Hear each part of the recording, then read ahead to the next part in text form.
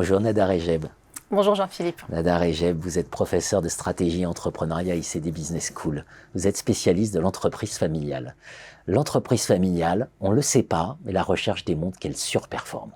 Oui, l'entreprise familiale continue à intriguer les chercheurs en sciences de gestion dans toutes les particularités, les spécificités, voire les paradoxes qu'elle présente. Par exemple, l'attachement à l'histoire de la famille, à la tradition, dans un contexte où l'innovation est le nerf de la guerre. On voit aussi que l'entreprise familiale se montre réticente par rapport à la collaboration avec ses partenaires externes, notamment à l'international.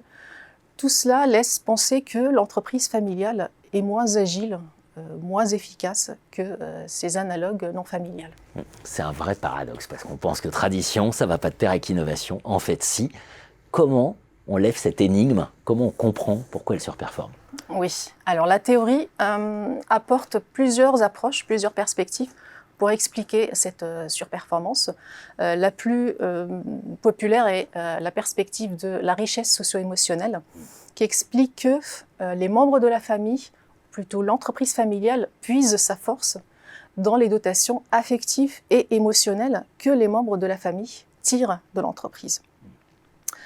On peut décrire les dimensions de l'approche socio-émotionnelle à travers le modèle Fiber.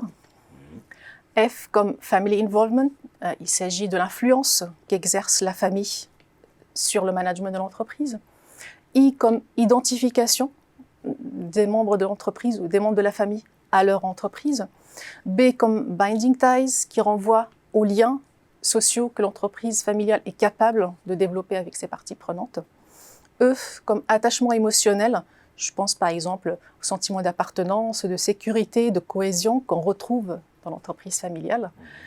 Et R comme renouvellement, qui renvoie au besoin de transmettre l'entreprise familiale aux générations suivantes. C'est ce qui explique aussi quand il faut arbitrer entre profit court terme et pérennité moyen-long terme. L'entreprise familiale, elle arbitre toujours vers le moyen-long terme. Des enseignements à en tirer pour repenser les principes du commerce aujourd'hui, de ces entreprises familiales? Alors le commerce aujourd'hui repose sur un ensemble de principes fondamentaux, tels que le principe de la communauté et la proximité avec le client. Et ces principes font écho à des valeurs qui ont longtemps dominé la prise de décision stratégique dans l'entreprise familiale. Par exemple, les membres de la famille n'hésitent pas à développer des liens très informels avec des clients privilégiés qui vont devenir avec le temps des amis à la famille.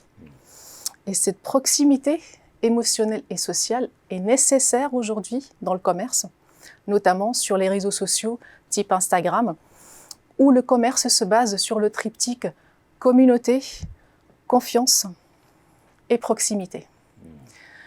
Et donc on se demande si le commerce traditionnel n'est-il pas en train d'évoluer vers un commerce familial. C'est extrêmement intéressant. Autre point important, c'est la responsabilité sociétale que l'entreprise familiale montre vis-à-vis de sa communauté locale et qui laisse présager la démocratisation d'un commerce inclusif.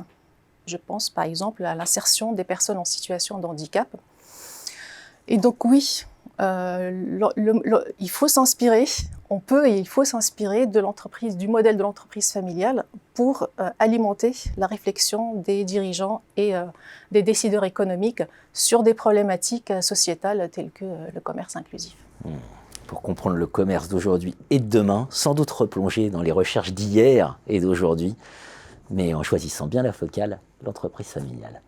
Tout à fait. Merci Nada. Merci Jean-Philippe.